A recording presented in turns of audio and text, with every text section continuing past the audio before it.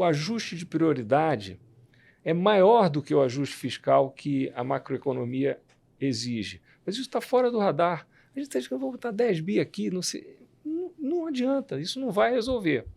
Pode até ganhar um pouco de tempo e tudo mais, mas não vai resolver. O que vai resolver é uma discussão muito mais profunda sobre a qualidade do nosso Estado, sobre para onde os recursos vão, de forma que o país possa se desenvolver plenamente. O que eu aprendi na vida? No meu treinamento aí de 8 eleições que eu disputei, 8 mandatos que eu exerci. Quando você está no executivo, se você ganha a eleição, você não ganhou o poder. Você ganhou um pedaço do poder.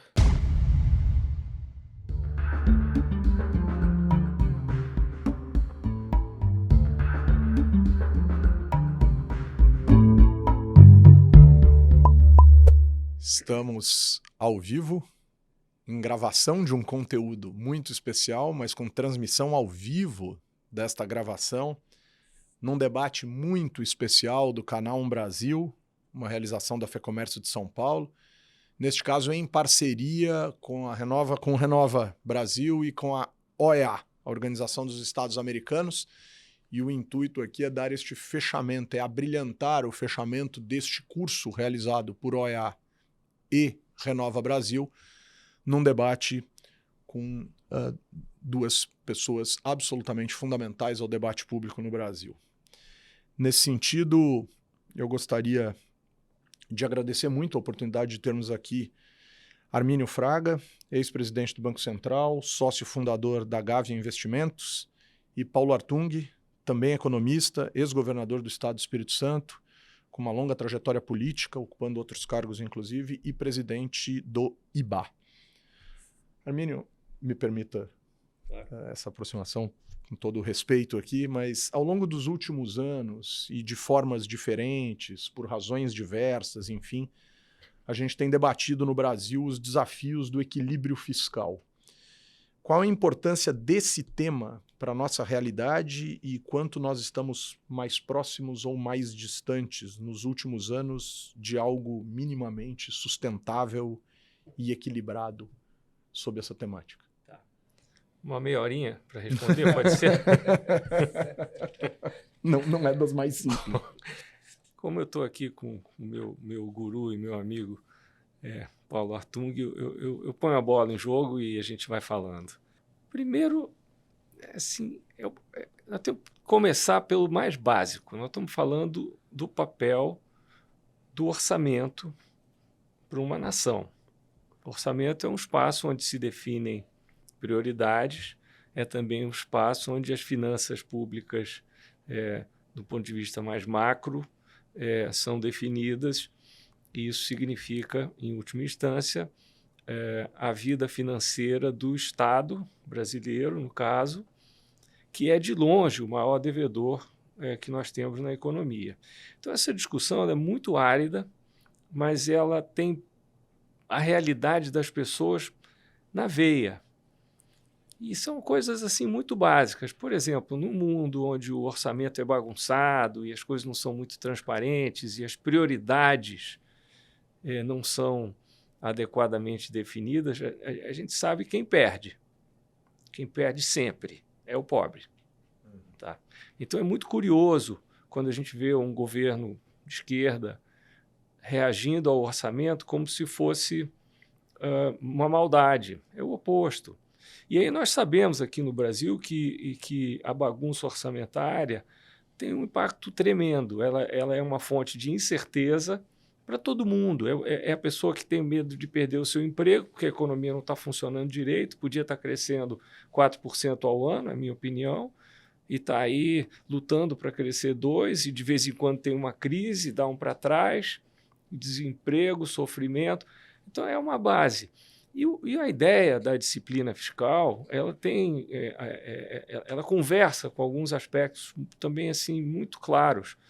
Exemplo, enquanto vigorou no Brasil a dupla, em maior ou menor grau, responsabilidade fiscal, com a Lei de Responsabilidade Fiscal, que foi promulgada no ano 2000, e depois com o teto do gasto, o que aconteceu com os juros aqui no Brasil?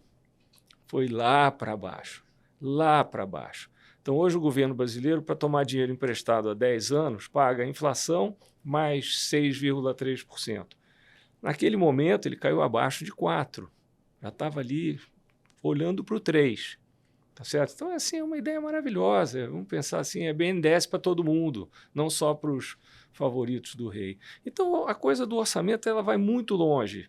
Eu vou parar por aqui, mas eu só achei que pudesse ser útil conectar isso com a vida das pessoas, com a economia, como elas se sentem, o quão confortáveis elas sentem em apostar no futuro. É disso que se trata. E interessante como a gente consegue trazer isso para a vida das pessoas, né? Se a gente explicar que o orçamento público respeita em alguma medida uma lógica de orçamento doméstico, do ponto de vista do quanto entra, como se gasta, para onde vai, o que se faz e quanto sobra. Enfim, talvez a gente pudesse pedagogizar um pouco esse desafio todo.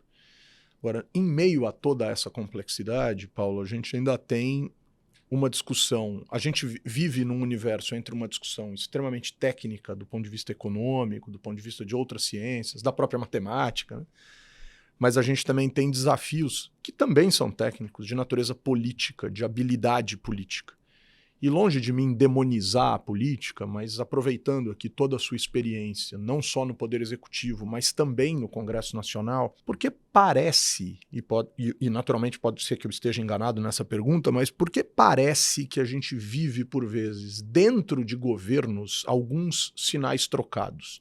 Podemos falar aqui, por exemplo, em conflitos no governo anterior entre o ministro Paulo Guedes e o ministro Ciro Nogueira. Podemos falar hoje em algumas percepções de conflito mesmo entre o presidente Luiz Inácio Lula da Silva e o ministro Fernando Haddad. Que sinais são esses e o quão desafiador é isso? E eu não estou nem falando na relação legislativo-executivo. Eu acho que aí, primeiro, nós precisamos resgatar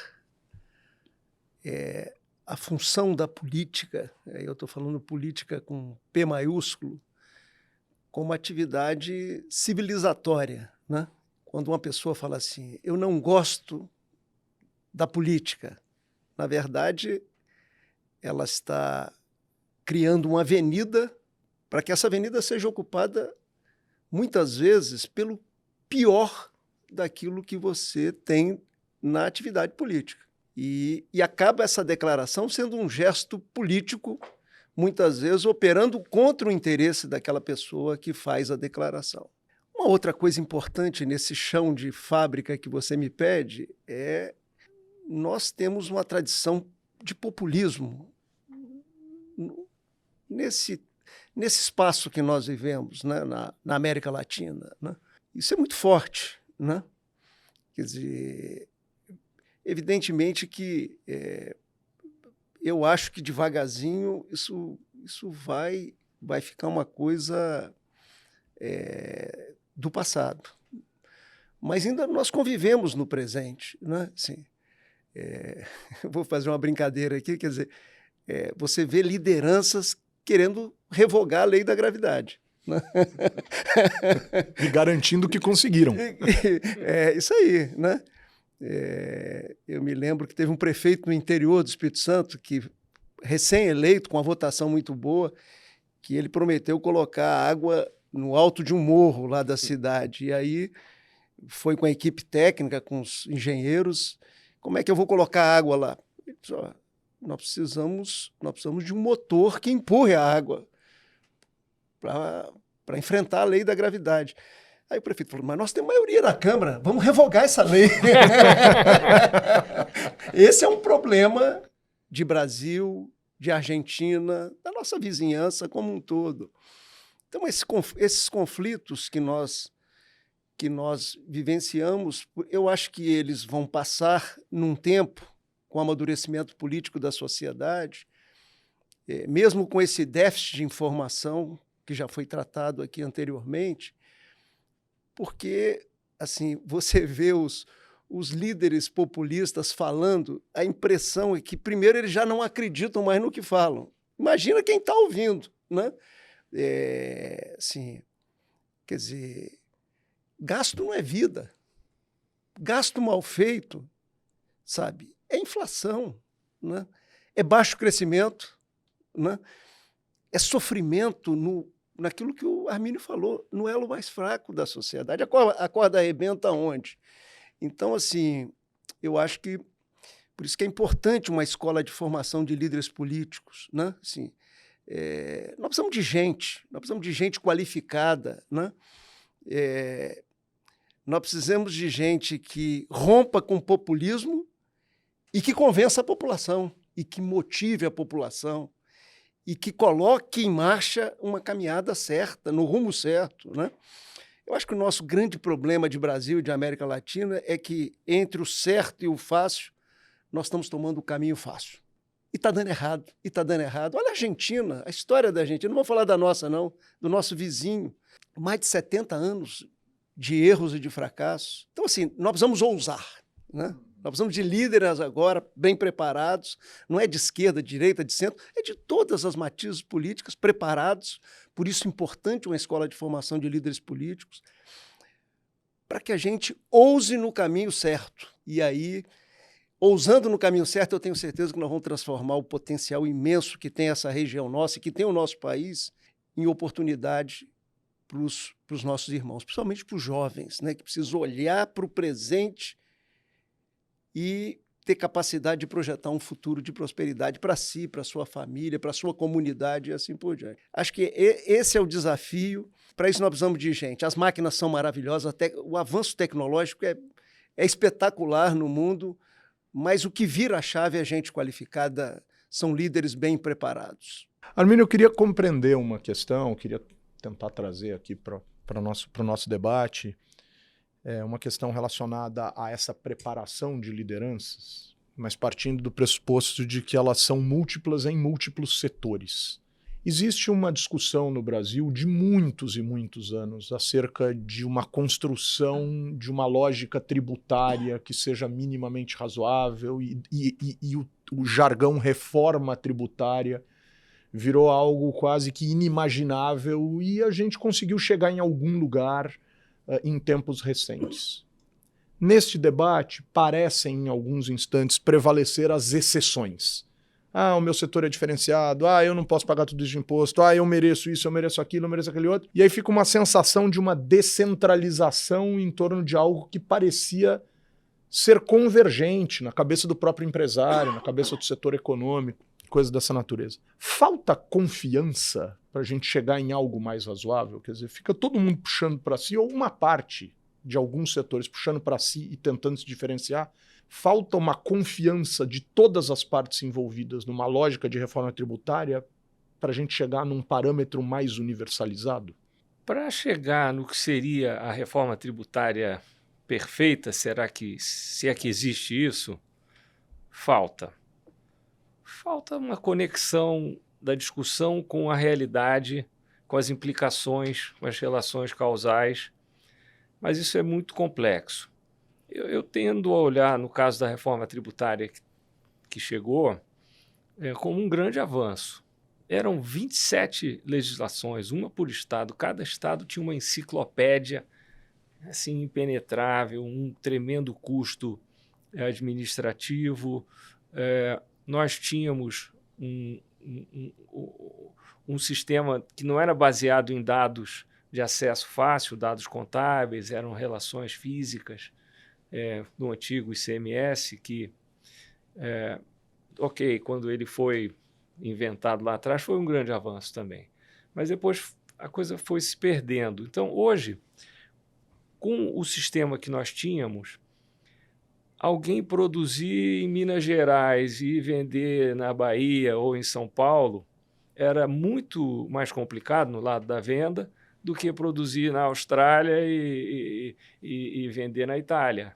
O Brasil não era e não é ainda, porque a reforma não está ainda totalmente implantada. Esse é um desafio que vai exigir uma certa tenacidade de líderes de hoje até lá, porque vão levar isso, são mais ou menos 10 anos. Mas o que se tem hoje é uma boa base. Agora, as exceções são parte de um outro problema. Nosso amigo, colega, Marcos Lisboa, inventou essa expressão muito feliz da meia entrada. Nessa discussão agora da reforma, né, do imposto do IVA, tem muita gente que não quer pagar nem meia entrada. É zero. É zero. Tá? O cara é custo zero. Então, isso precisa, com o tempo, também entrar em discussão, como em outros aspectos da legislação tributária. Por que é que existem regimes especiais de tributação onde um profissional liberal que ganha pouco, R$400 mil por mês, paga 8%, 5%. Está errado. Então, falta um pouco de conteúdo. Eu acho que o Renova traz uma visão de política baseada em fatos. Isso é, no mundo de fake news, isso é da maior importância. Não é fácil. É um desafio difícil, porque é uma avalanche de maluquices, de mentiras mesmo. Mas eu acho que o caminho é bom. Eu acho esse caminho muito bom. E ele não vai chegar lá onde nós queremos, onde nós podemos, sem a política. E a política depende, como está sendo repetido aqui, eu concordo plenamente, depende de qualidade. Né? E é muito bom, então, estar aqui falando sobre esse tema. Seria possível adicionar à tese da meia entrada a tese do camarote? O sujeito quer pagar meio e quer a pulseirinha do camarote. Quer dizer, Gostei. A gente não vai sofisticando demais o querer e se desvinculando um pouco do dever. Eu não vejo solução para essa questão que não caminhe em paralelo à educação em geral da nossa população, para que as pessoas, com o tempo, possam se informar melhor e aí se engajando politicamente, cada um com seu voto, é mais importante do que parece. E aí seja possível lidar com essas questões. Acho que é absolutamente crucial. Está no mundo do populismo, como hoje em dia, como disse o Paulo. Eu, às vezes, me pergunto por que é que nós não aprendemos. Eu acho que, às vezes, nós não aprendemos sequer com os sucessos. Tá? Você diz assim, não, isso aqui é um grande fracasso, ok, vamos tentar outra coisa. Mas por que não repetir o que deu certo também? É tudo isso. Isso tudo é o que está entre um Brasil que cresce a 2% com crises recorrentes e um Brasil que cresce, eu acho, 4% ao ano, baseado na teoria econômica mais simples que existe, que é a seguinte: praticamente tudo no Brasil tem espaço para melhorar. Então, você vai trabalhando e eu acho que dá para crescer muito mais, com muito mais segurança, com oportunidade para as pessoas, no fundo, falando uma noção ampla de justiça, que, para mim, eu sou um liberal, inclui, assim, no topo da lista, a igualdade de oportunidade, igualdade perante a lei, naturalmente, etc. Mas igualdade de oportunidade, as pessoas não têm oportunidade. E aí parte desse pressuposto. Do pressuposto, e quem vai resolver vai ser a política, mas tem que ser a política bem informada, com base em fatos, com base em ciência, mas política. Não é uma coisa para tecnocrata, não. Aproveitando essa questão e continuando nessa lógica da política, para a reforma tributária, para as reformas de maneira geral, enfim, a gente tem dois atores muito importantes para além, obviamente, de uma agenda mais bem organizada do Poder Executivo e de uma percepção em relação à realidade da sociedade. Nós temos o próprio Poder Legislativo e hoje existe um desalinhamento absolutamente do jogo democrático entre a agenda eleita para o Poder Executivo e a composição, digamos assim, ideológica do Parlamento. E existe o que alguns especialistas chamam de o século do judiciário, se referindo ao século XXI. Isso não é uma jabuticaba, né? Quer dizer, o judiciário é um ator ativo politicamente em diversas democracias do planeta. Isso tem sido largamente debatido. E a questão é, se existe uma agenda do Poder Legislativo e existe um ativismo e uma agenda do Poder Judiciário, o quanto isso também é um desafio dos mais expressivos para esse equilíbrio econômico, fiscal, enfim, que a gente busca em nossa realidade. É evidente que nós tivemos um aprofundamento desse desequilíbrio entre poderes no nosso país, porque nós convivemos com governos fracos, né? Governos que tiveram graves problemas nesses últimos anos, né? Então você aprofundou um desequilíbrio entre poderes. Eu estou me referindo ao executivo, ao legislativo e ao judiciário. O conserto para isso, que eu acho que é o que interessa à população, como é que reequilibra esse jogo, né? Já que nós optamos pelo presidencialismo. O Brasil já foi chamado 2 vezes nas urnas para evoluir, na minha visão, mas eu fui derrotado, evoluir para o parlamentarismo, né? Inclusive, fui derrotado mesmo. Assim, eu era prefeito da capital, prefeito de Vitória, hiper bem avaliado, e a população falava comigo assim: nós gostamos de você como prefeito, mas o que você está propondo, nós não vamos seguir a sua orientação. Então, assim, quer dizer, nós 2 vezes testamos um outro sistema e não aprovamos esse caminho, então nós somos presidencialistas. Então, no presidencialismo, você precisa muito de uma relação do executivo com o legislativo e com o judiciário com níveis de equilíbrio. Como é que reconquista isso, né?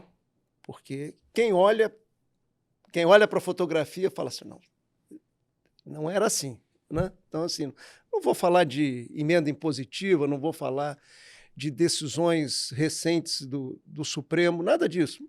As pessoas olham, não era assim. Como é que volta para uma posição de equilíbrio? O que eu aprendi na vida? No meu treinamento aí de 8 eleições que eu disputei, 8 mandatos que eu exerci. Quer dizer, quando você está no executivo, se você ganha a eleição, você não ganhou o poder. Você ganhou um pedaço do poder. Você ganhou o jogo, né? Você não ganhou o poder. Você ganhou um pedaço do poder. Você precisa ter capacidade de alinhavar com as outras partes, né? E uma questão central no presidencialismo brasileiro, e isso está testado, eu vou citar exemplos aqui, é o seguinte: os líderes de executivo, aí os presidentes, os governadores, os prefeitos, que cuidaram, no momento seguinte de ganhar a eleição, que cuidaram de montar uma base parlamentar sólida, eles conseguiram equilibrar esse jogo. Os que não tiveram capacidade de alinhar uma base parlamentar sólida, tiveram problemas, às vezes deram com os burros na água. Assim, vou dar exemplo assim: Jânio Quadros, Collor de Mello, contraponto Fernando Henrique Temer, para ter exemplos concretos para a gente poder pensar, né? Mas aí a pessoa fala: não, mas fui eu que ganhei a eleição, então é o meu partido que tem que ir para o ministério. Não, eu ganhei eleição, ganhei uma parte do poder, vai ter o meu partido nos ministérios, mas outros partidos tiveram um avanço na sua representação na Câmara e no Senado, por exemplo. Eu acho que aí isso é uma receita de bolo, eu estou falando aqui, e comprovada pela história recente do Brasil. Acho que um pouco o que o Armínio colocou em relação à questão do a gente não aposta nem no que deu certo, né? É isso. Assim, nós temos exemplos do que deu certo e do que deu errado. Na minha visão, seguindo o professor Armínio, querido, a gente deveria seguir o caminho que deu certo, né? Deu certo com Fernando Henrique? Deu certo. Olha as proposições difíceis que foram aprovadas nas 2 casas do Parlamento brasileiro. Olha a relação equilibrada com o Poder Judiciário, porque quando a relação começa equilibrada com o Legislativo, ela se torna mais equilibrada com o Judiciário. Isso vale para o Poder Nacional, vale para o subnacional também. Então, assim, eu acho que a gente precisa aprender com os erros e com os acertos. Vou repetir o Armínio. E precisa aprofundar nos acertos, ir em frente nos acertos e ter a capacidade de não repetir erros. Assim, no Brasil é curioso, assim, uma coisa deu errado, indústria naval, deu errado. Aí vem o governo e fala assim: não, mas agora pode confiar que eu estou fazendo uma coisa diferente e que vai dar certo. Em cada aventura dessa, isso tem um custo para os brasileiros. Isso vai parar no Tesouro Nacional, essa conta. É o dinheiro que falta para melhorar o serviço de saúde do país, para a gente poder evoluir na regionalização do Sistema Único de Saúde nos Estados Federados. Por exemplo, estou dando um exemplo, para a gente evoluir na contraprestação de serviço na educação infantil, que é básico que nós precisamos ampliar e melhorar a educação infantil, o primeiro ciclo do fundamental, o segundo ciclo do fundamental, melhorar o ensino médio no país, levar o técnico profissionalizante.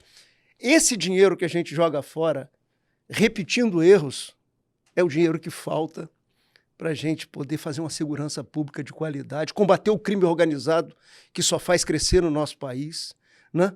Estamos aí vendo crime organizado, dono de posto de gasolina. Isso é o fim da picada. E com representação política. E com representação em casas de representação política. É isso que eu acho que é o exercício. Agora, vou voltar a dizer, tem como fazer. E eu vou dizer mais, o Brasil fez muitas coisas importantes nos últimos anos.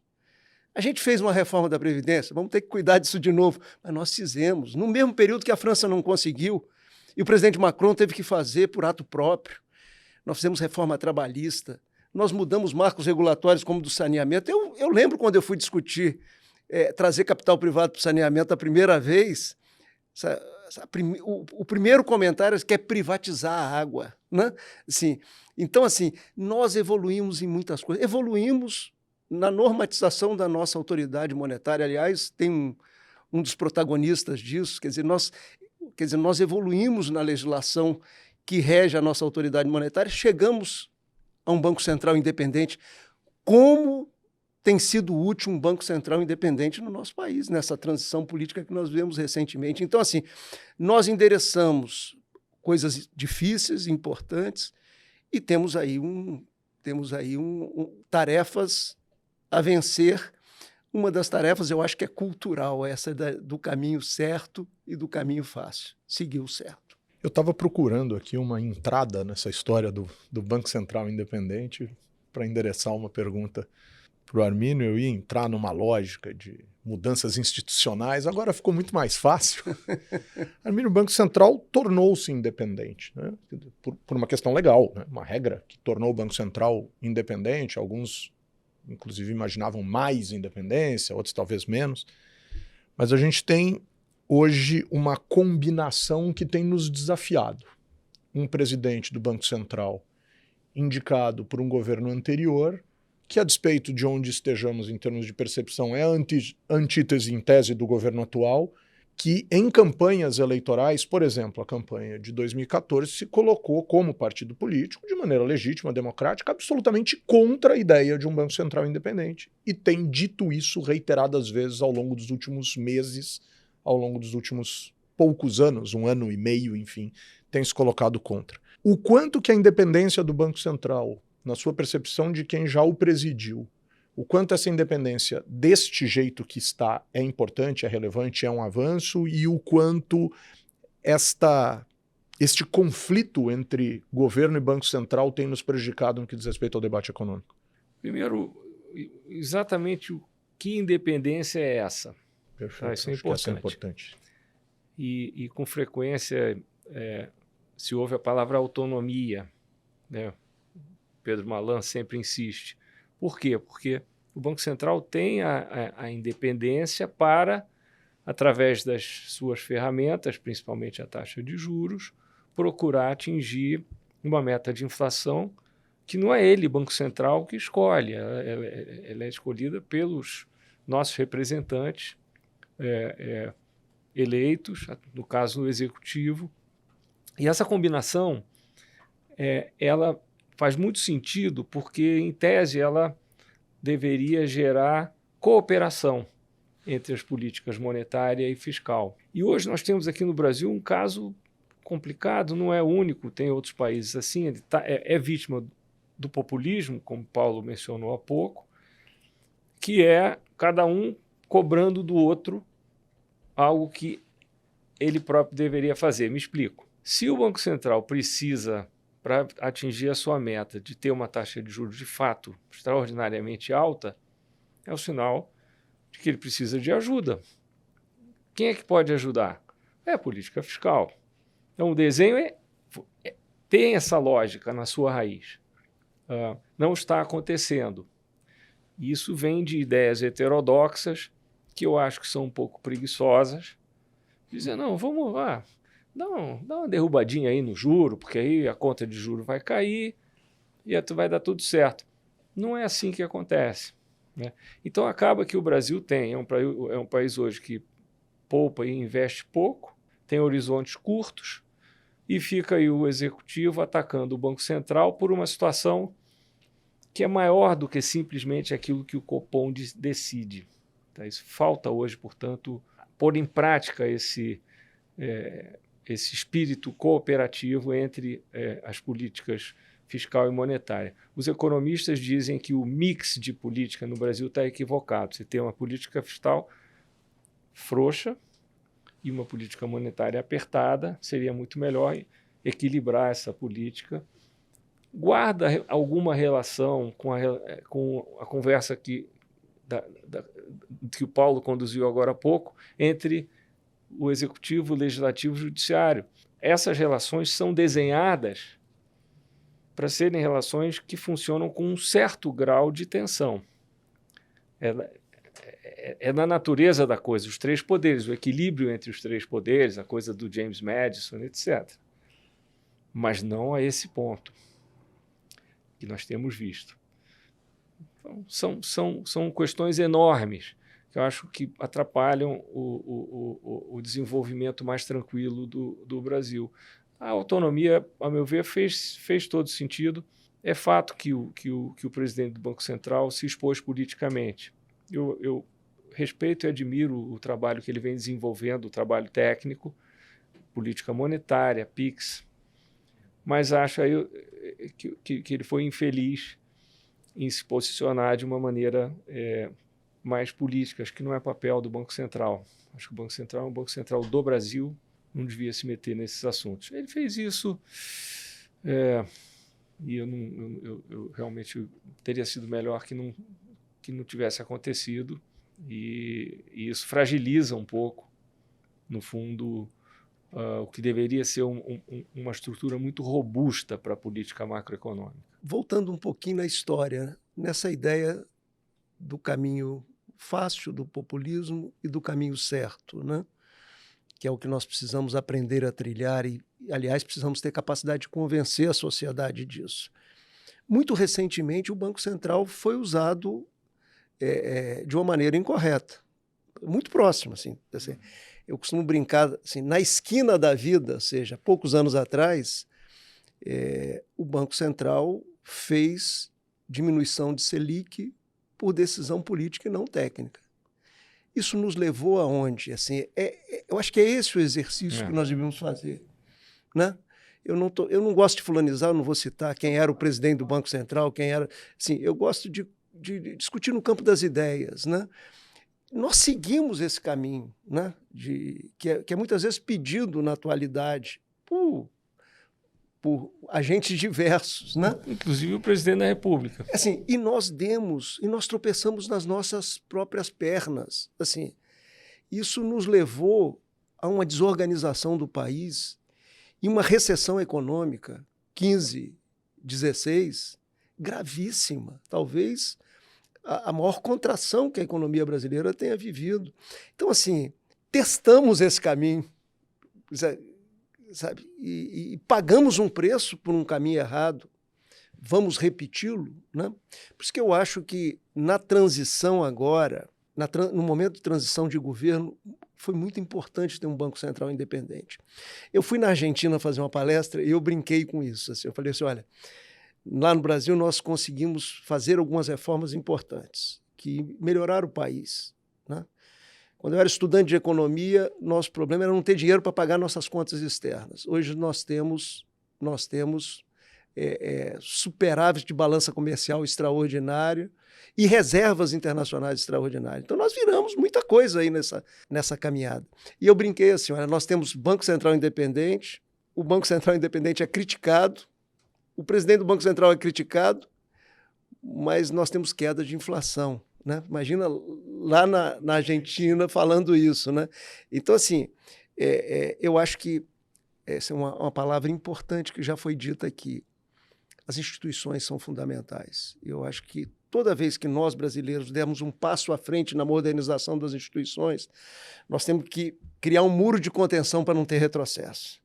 Se a gente combinar boas instituições com bons líderes, com a formação de bons líderes, eu acho que a gente faz o que precisa ser feito no Brasil. Transforma esse enorme potencial que o país tem, principalmente agora no processo de descarbonização da economia mundial, transforma esse potencial em oportunidade para o nosso povo, principalmente para a juventude. Estou repetindo isso aqui, que precisa olhar para o futuro e acreditar que o futuro não está só trabalhando em Londres, em Nova York, na Austrália, assim por diante. Está lá e não tem problema nenhum os brasileiros que estão fazendo sucesso lá, mas também está dentro do nosso território. O futuro é digno de realização profissional e assim por diante. Então, eu acho assim, testamos, deu errado, vamos fazer uma emenda constitucional. Está proibido repetir esse caminho, né? Eu estou falando isso porque agora vai mudar presidente do Banco Central e eu tenho temor. Eu tenho dois temores com assuntos que o Armínio tocou aqui.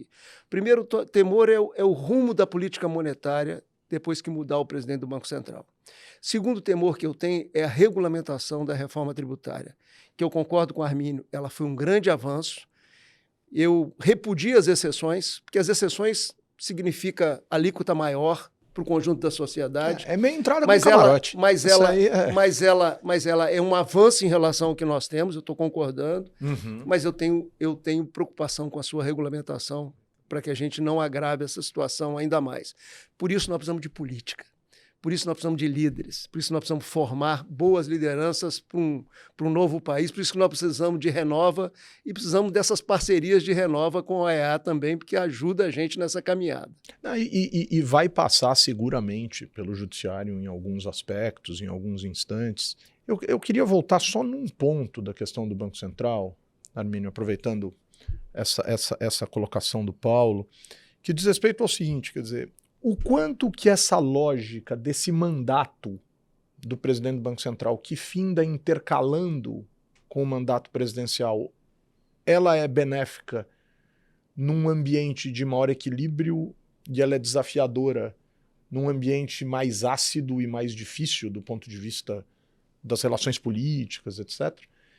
E o quanto a gente não parece estar vivendo uma certa crise de ansiedade com o fim de alguns mandatos, e não é só do presidente do Banco Central, por exemplo, dos presidentes das casas legislativas. Quer dizer, o mandato do Pacheco e do Lira termina em fevereiro de 2025 e a gente já está meio que paralisando algumas relações entre o legislativo e o executivo para dizer quem serão os próximos presidentes. Quer dizer, que medida que essa crise de ansiedade eterna, essa síndrome da ansiedade eterna nos vitima também um pouco.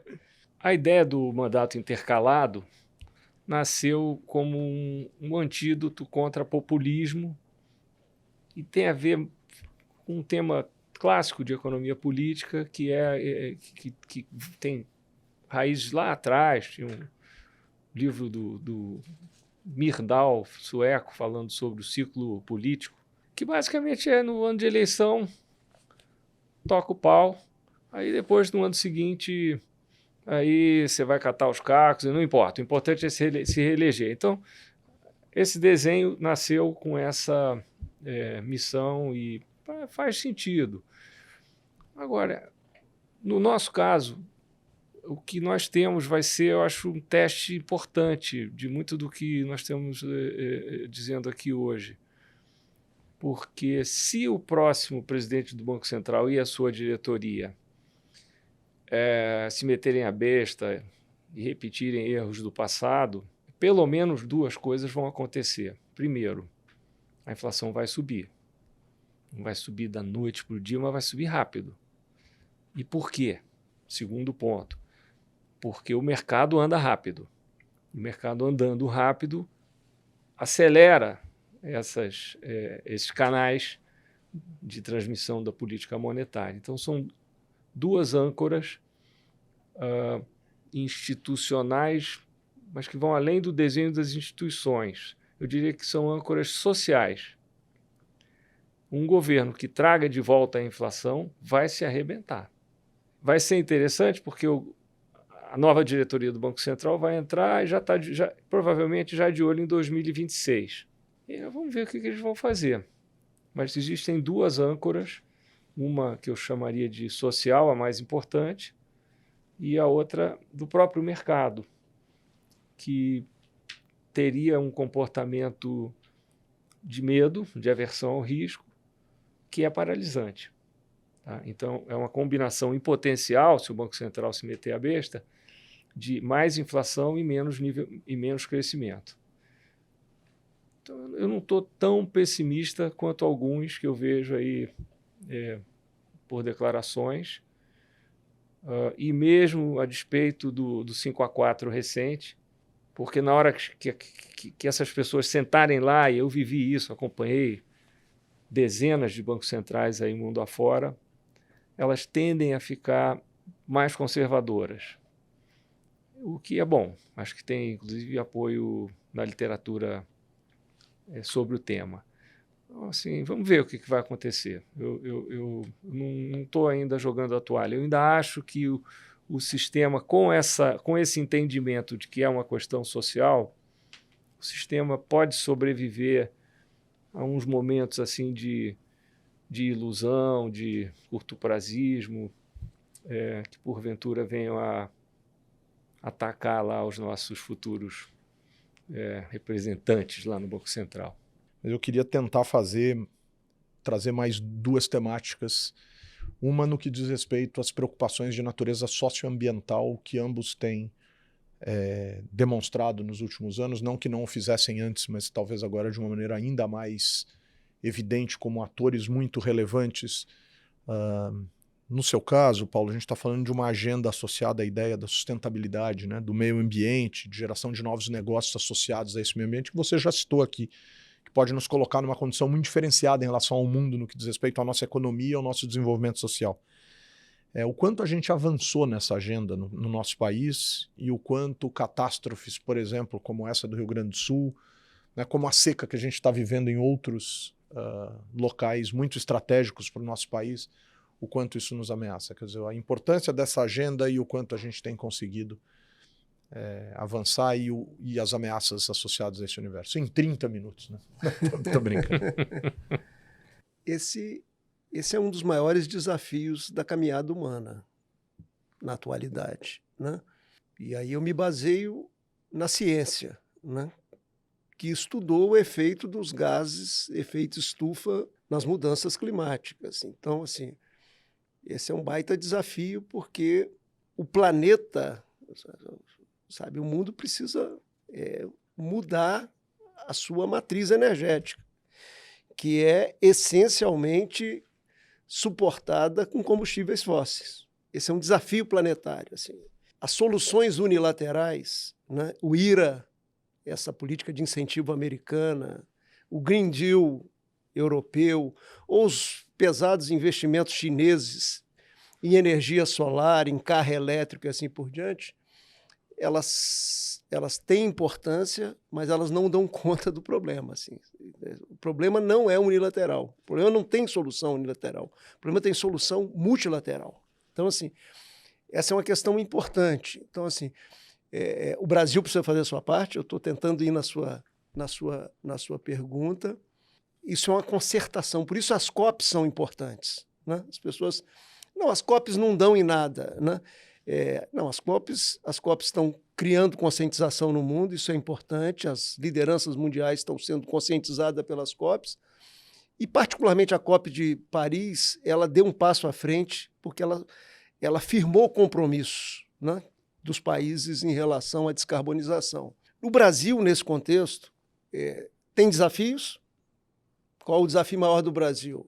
É debelar criminalidade exposta no desmatamento, na grilagem, sabe, um conjunto de questões, principalmente no bioma amazônico, mas isso nos diversos biomas. Então, o Brasil tem dever de casa, né? Está evoluindo nesse dever de casa, eu estou te respondendo aí nos últimos tempos, e tem em cima da mesa muitas oportunidades, assim, porque o Brasil hoje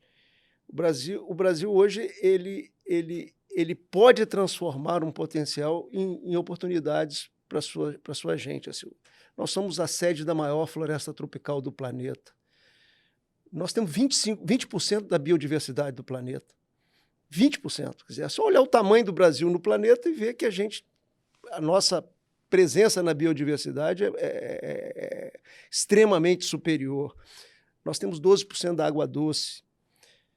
Nós temos vento constante em várias regiões. Vamos citar o Nordeste, né? Estou falando de energia eólica, energia limpa. Tem sol, né? E tem uma experiência em biomassa que muitas vezes os brasileiros jogam um pouquinho de lado, mas que ela tem muito valor. É olhar o que seria a poluição em São Paulo, cidade de São Paulo, aqui onde nós estamos, sem os biocombustíveis, né? Toda a evolução que nós tivemos nesses últimos anos. Então, assim, o Brasil enseja oportunidades. Ele pode ser provedor de energia limpa, ele pode ser provedor de produtos fabricados a partir de energia limpa, que eu acho melhor ainda. Agora, para isso, nós precisamos cuidar das nossas obrigações, combater as ilegalidades que eu citei. Nós não temos o dinheiro que os Estados Unidos está colocando, nós não temos o dinheiro que a China está colocando, nós não temos as condições que a Europa unificada tem. Então, nós precisamos ser campeões mundiais da boa regulamentação, do bom ambiente de negócio, da segurança jurídica, nessas diversas regulamentações. Por exemplo, nós estamos discutindo o mercado regular de carbono, né, que dialoga com o mercado voluntário de carbono. Nós precisamos ser craques na elaboração dessa lei, parar de colocar jabuti, parar de fazer o que foi feito nessa fase da reforma tributária, de cada um querer colocar o seu interesse individual. Nós precisamos cuidar do interesse do país nessas questões, né? Então, assim, esse é o desafio, né? Nós temos, ao mesmo tempo, dever de casa e nós temos em cima da mesa um mundo de oportunidades. Mas eu vou lembrar aqui o saudoso Roberto Campos, não o presidente do Banco Central, mas o avô dele, né? Ele dizia, e eu não canso de repetir isso, porque eu quero que uma hora a gente consiga quebrar essa lógica que ele tão bem explicitou. Quer dizer, o Brasil não perde uma oportunidade de perder oportunidades. Então, nós precisamos romper. Uma hora, a gente precisa sacudir o Roberto Campos, avô, sabe, e dizer, olha, não, mudamos. Estamos conseguindo transformar a potencialidade em oportunidades e melhorar a vida do povo brasileiro. Nesse sentido das potencialidades, das oportunidades... Você viu, nós temos, só citar um número, nós temos 80 milhões de hectares, 80 milhões de hectares, um pouquinho mais do que a área que nós plantamos grãos, 80 milhões de hectares de terra já antropizada com algum nível de degradação. Terra passível para converter em produção de fibras que são importantes, de alimentos, e também terra que pode ter uma regeneração de cobertura nativa, né? Que é a restauração florestal de nativas. Então, assim, que parte do mundo tem isso? Aonde tem uma parte disso está em guerra, onde não tem segurança jurídica alguma, né? Então, assim, nós temos uma bola quicando na cara do gol sem goleiro, mas meu medo, quando eu penso em Roberto Campos, avô, é que a gente venha chutar fora essa bola novamente, entre tantas vezes que nós perdemos oportunidades na história do nosso país. Absolutamente desafiador, né? Numa associação entre lógica de sustentabilidade e lógica social. E, Armínio, a gente tem assistido a um protagonismo muito importante e interessante das suas reflexões acerca de questões de natureza social. Questões fundamentais relacionadas à educação, e nos últimos tempos muitas posições relevantes acerca de questões relacionadas à saúde. Né? A saúde como direito de todos e dever do Estado, como preconiza a própria Constituição. O que é possível perceber como desafiador e o que é possível perceber de avanços no que diz respeito ao SUS em nosso país? Um rápido comentário sobre o tema anterior, rapidinho, só para dizer que eu concordo com tudo que o Paulo disse, e como nós não temos os recursos que esses outros países têm, acho que nós temos que usar a força do mercado. E o risco é a captura desse mercado por interesses que querem continuar a poluir e comprar um carbono barato, que é uma ilusão. Se o carbono não tiver um preço de mercado, não vai ter captura de carbono e portanto, sai todo mundo perdendo. Com relação à saúde, com relação à educação também, o SUS brilhou durante a pandemia porque investiu na educação da população, na importância da atenção básica, né, das rotinas, de cuidar, né, da saúde das pessoas. Isso ficou muito claro com a vacinação. Muita gente fez campanha, muita gente muito importante fez campanha contra a vacinação. O povo se vacinou. As estatísticas de tabagismo no Brasil são muito boas. Um investimento que foi feito lá atrás, o governo do presidente Fernando Henrique, José Serra no Ministério. Todo o tema de mortalidade infantil também tem mostrado muito progresso. Esse reconhecimento que não existia, para falar a verdade, até a pandemia, da maneira ampla que hoje existe, recomenda, sim, que se faça uma aposta em algo que está dando certo. Quer dizer, o espaço orçamentário da saúde no Brasil é muito pequeno para a tarefa que a nossa Constituição, portanto, nós mesmos nos delegamos. É claro que existe também um espaço muito grande no uso de tecnologia, na gestão, tudo isso é verdade, mas em última instância, elevar a saúde no rol aí de prioridades do Estado brasileiro. Na prática, do que nós estamos falando aqui?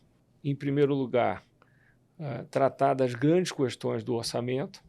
O Brasil é um país que tem 80% do seu gasto nas contas da Previdência e na folha de pagamentos. É o Brasil dos subsídios da meia entrada, que não faz o menor sentido, ou da gratuidade, pior ainda. Para quê? Para poder ter dinheiro, para ter uma vida macroeconômica mais tranquila, com juros mais baixos, sem crises recorrentes, e também para poder complementar um orçamento na área da saúde que é muito pequeno. Eu vou dar um exemplo rápido para terminar, eu sei que o nosso tempo está escasso. Nosso modelo para o setor de saúde foi inspirado no modelo inglês. Nós acabamos com um sistema que hoje é mais privado que o americano e que dedica poucos recursos. Se nós fizermos a conta usando taxas de câmbio assim adequadas, olhando a paridade do poder da moeda, o sistema inglês gasta per capita 6 vezes mais do que o nosso e está em crise. Então, pensa só nisso. Como é que a gente vai se virar? Tá? São problemas de uma economia de renda média, mas é preciso repensar muita coisa. Tá? E esses grandes temas estão fora da discussão. Eu vejo agora o governo discutindo cortes. Sinceramente, é coisa pequena, porque chegar a um saldo primário zero daqui a 3 anos não resolve, porque o juro continua rodando. Né? Não resolve. Não repensar as prioridades na segurança, na educação, na saúde, para dar os mais gritantes, é criminoso. Isso precisa de muito dinheiro. O ajuste de prioridade é maior do que o ajuste fiscal que a macroeconomia exige. Mas isso está fora do radar. A gente está dizendo que eu vou botar 10 bi aqui, não adianta, isso não vai resolver. Pode até ganhar um pouco de tempo e tudo mais, mas não vai resolver. O que vai resolver é uma discussão muito mais profunda sobre a qualidade do nosso Estado, sobre para onde os recursos vão, de forma que o país possa se desenvolver plenamente. Tá? É disso que se trata. Hoje nós não temos essa visão, nós temos, infelizmente, um governo que não tem uma visão completa do desenvolvimento do país. Tem coração? Tem, nós também temos, todo mundo tem. Tá certo? O Brasil é um país muito desigual, imensamente, absurdamente desigual. Mas como tratar dessa condição, a meu ver, infelizmente, está fora do radar. Isso me preocupa bastante. Aspectos de natureza política e aspectos de natureza econômica. Aspectos associados ao universo técnico, ao universo econômico, ao universo social. A parceria entre Um Brasil, Renova Brasil, Renova BR e OEA trouxe esta conversa, este debate muito especial com Armínio Fraga e Paulo Hartung. Obrigado, senhores. Muito obrigado. Obrigado, nós. Prazer. Até a próxima.